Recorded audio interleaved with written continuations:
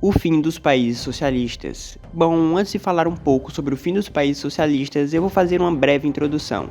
Como todos sabem, com o fim da Segunda Guerra Mundial, o mundo se dividiu em dois blocos, e ambos criaram programas econômicos e militares. Do lado socialista, foi criado em 1949 o Conselho para Assistência Econômica Mútua. Esse programa econômico visava a integração dos países do leste europeu. Já no quesito militar, foi firmado o Pacto de Varsóvia, que visava uma aliança militar e ajuda mútua em caso de agressão militar. Esse tratado também permitia a presença de soldados soviéticos em diversos países do leste europeu. Dito isso, podemos falar sobre o fim daqueles países do leste europeu que estavam sob domínio da Cortina de Ferro. Polônia. Falar da década de 80 da Polônia e não falar do Solidariedade é quase impossível. Isso porque o Solidariedade foi um sindicato que teve participação direta nos acontecimentos internos. A história começa com as greves de 1980, onde muitos sindicatos declararam apoio à Solidariedade. Eles transformaram o movimento em uma verdadeira federação sindical, e eles basicamente definiam maior abertura política e social, e as suas práticas e manifestações eram totalmente civilizadas. A coisa foi tão intensa que o governo teve que decretar lockdown, lei marcial, mas enfim, em 1988 o líder do Solidariedade foi convidado para conversar com as autoridades, e no ano seguinte o movimento foi legalizado pelo Estado. Também ficou decidido que haveriam eleições, e bom, houve um atropelamento dos solidários sobre os comunistas. Eles conquistaram todas as cadeiras que estavam na disputa na Câmara Baixa, e no Senado eles conquistaram 99 das 100 cadeiras. Já em 1989, o último primeiro-ministro comunista disse que renunciaria, e em agosto do mesmo ano, um apoiador do Solidariedade foi nomeado primeiro-ministro da Polônia, pondo assim fim a 40 anos de governo unipartidário. Hungria. Diferentemente da Polônia, a Hungria conseguiu algumas reformas políticas e econômicas ainda sob domínio dos socialistas. Mas a mudança só começou mesmo em 1989, quando a Hungria começou a desmontar sua cerca fronteiriça de 240 quilômetros com a Áustria. Isso desestabilizou não somente a própria Hungria, mas a Alemanha Oriental e a Tchecoslováquia também, uma vez que muitos dos seus cidadãos cruzaram ilegalmente para o ocidente através da fronteira. Em agosto, Hungria e Áustria até promoveram um piquenique. Eles visavam utilizar o evento para testar qual seria a reação da União Soviética a uma abertura de fronteiras. Eles até convidaram os alemães, e esse momento ficou conhecido como o piquenique pan-europeu. Lá foram distribuídos presentes e comidas, e obviamente alguns aproveitaram para meter o pé. Ainda em 1989, o governo reconheceu que o ex-primeiro-ministro foi enforcado de forma ilegal, sem um julgamento, e lhe deu um funeral solene na maior praça de Budapeste. E no final do mesmo ano, o Congresso aprovou a realização de uma eleição multipartidária, que veio a acontecer em 1990, transformando a República Popular da Hungria em República da Hungria. Alemanha Oriental. Com a abertura gradual da fronteira da Hungria, muitos alemães se dirigiram para lá. Estima-se que no fim de setembro de 1989, mais de 30 mil alemães já haviam fugido para o ocidente, e em contrapartida, o governo decretou que estaria proibido as viagens para a Hungria, e logo depois isso se expandiu para todos os países do Oriente. Depois disso, uma série de protestos começaram a acontecer na Alemanha Oriental, e entre eles aconteciam os de Leipzig, que aconteciam todas as segundas-feiras. Foi nesse clima que Gorbachev foi visitar a Alemanha, e lá ele até sugeriu algumas reformas para o país, mas o então chefe alemão se recusou e ainda proibiu algumas publicações soviéticas de circularem no país. Enquanto tudo isso acontecia, as manifestações na Alemanha tomavam proporções extraordinárias e o líder alemão esperava que as tropas soviéticas tomassem alguma atitude, o que não aconteceu, pois eles receberam ordens para não intervir na situação interna da Alemanha. Com isso, o líder alemão foi deposto e assumiu o número 2 do regime. A pressão popular foi tão intensa que em novembro as fronteiras com a Tchecoslováquia foram reabertas e a Tchecoslováquia nem fez esforço para segurar os alemães orientais, permitindo que eles seguissem seu destino até a Alemanha Ocidental. Manifestações cada vez maiores foram acontecendo e a Alemanha Oriental percebeu que era impossível controlar aquelas pessoas. Então eles simplesmente resolveram permitir que as pessoas circulassem entre as Alemanhas. E aproveitando a deixa, no dia 9 de novembro, os alemães orientais investiram em uma ofensiva contra os guardas na fronteira, que não tiveram outra escolha a não ser abrir definitivamente os portões.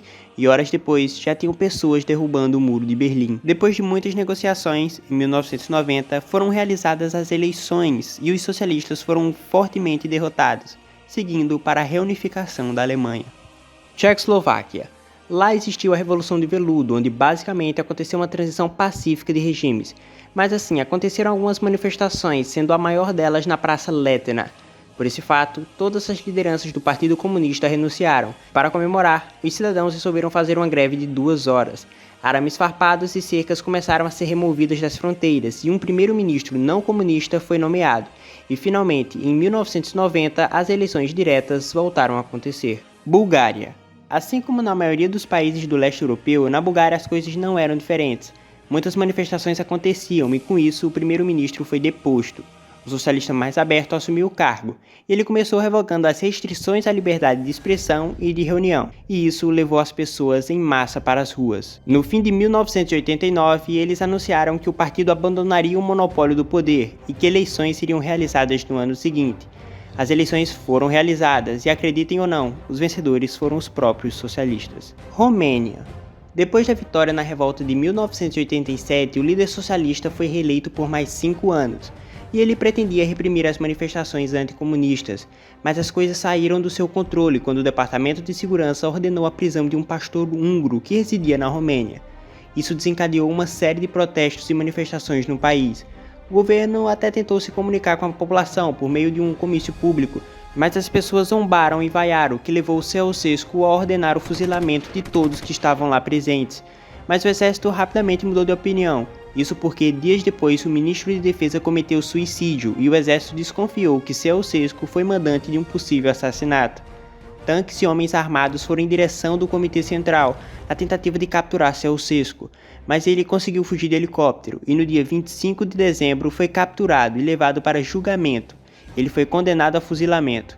Depois de sua morte, um conselho interino foi formado e eles convocaram eleições para 1990, pondo fim à revolução mais sangrenta do leste europeu.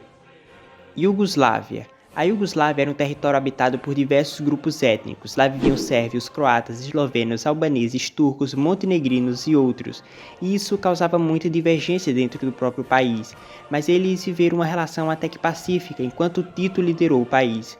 A Iugoslávia não fazia parte do Pacto de Varsóvia, no entanto, seguia seu próprio socialismo, sob o comando do próprio Tito. Na década de 70, ele já havia feito algumas modificações na Constituição, e essas modificações limitavam os poderes das províncias. Anos depois, com sua morte, as tensões aumentaram e surgiram algumas manifestações. Em 1984, a Eslovênia iniciou uma liberação gradual, e isso provocou uma tensão na Iugoslávia, que anos depois desencadeou na Primavera Eslovena. Em 1990, um congresso da Liga dos Comunistas da Iugoslávia foi convocado para resolver a disputa interna. Diante de uma desvantagem total, os comunistas eslovenos e croatas saíram do congresso, efetivamente acabando com o Partido Comunista da Iugoslávia. Ambos os partidos das duas repúblicas negociaram eleições multipartidárias livres com seus próprios movimentos de oposição. Ambos os candidatos socialistas foram derrotados e as tensões desencadearam e levaram a várias guerras, que tiveram como consequência a fragmentação da Iugoslávia. A Albânia. Na Albânia, o líder que liderava a nação por mais de 4 décadas bateu as botas e seu sucessor começou a fazer reformas graduais. Mas os protestos não demoraram para começar. Em 1989, as aglomerações já faziam parte das paisagens das grandes praças do país. Em 1990, foi liberadas as viagens para o exterior e em 1991 foram realizadas as eleições livres. União Soviética. Na década de 80, a União Soviética já enfrentava grandes problemas internos, principalmente na parte energética, industrial e agrícola. A sociedade sofria com grandes atrasos tecnológicos, mas alguns dizem que isso era estratégico, uma vez que o Partido Comunista não se sentia seguro com esses avanços. O planejamento central não seguiu os mesmos passos do Ocidente e não investiu em tecnologia, e sim na fabricação de máquinas pesadas. Mas, enfim, o colapso da União Soviética começou com o triste acontecimento de Chernobyl, onde uma usina nuclear explodiu e causou danos humanos e financeiros incalculáveis para a União Soviética. Logo após, em 1990, as repúblicas do Báltico já tentavam suas respectivas independências, mas elas foram reprimidas. Também tivemos a tentativa frustrada de um golpe de Estado em 1991, onde uma ala do Partido Comunista tentou destituir o então líder Gorbachev, que segundo eles estavam indo longe demais com essas reformas. Mas como foi mencionado, o golpe fracassou. Ainda em 1991, os bálticos declararam independência e meses depois foi a vez da Ucrânia deixar o país em uma situação cada vez pior. Com isso, Como se não bastasse, outras nações também declararam independência e um acordo foi assinado. Com isso tudo acontecendo, produtos já faltavam nas prateleiras e longas filas eram presenciadas nas ruas de Moscou. Gorbachev já não tinha mais capacidade de articular um país novamente, e em 21 de dezembro foi anunciada a criação da Comunidade dos Estados Independentes, pondo assim um fim na União das Repúblicas Socialistas Soviéticas. No fim, 15 nações surgiram da dissolução da União Soviética. Pessoal, tô passando para falar que eu gravei um vídeo com Geografia Curiosa, vou deixar o link aqui na descrição, quem puder passar lá e der uma força para ele, eu vou estar homenageando no próximo vídeo. Valeu!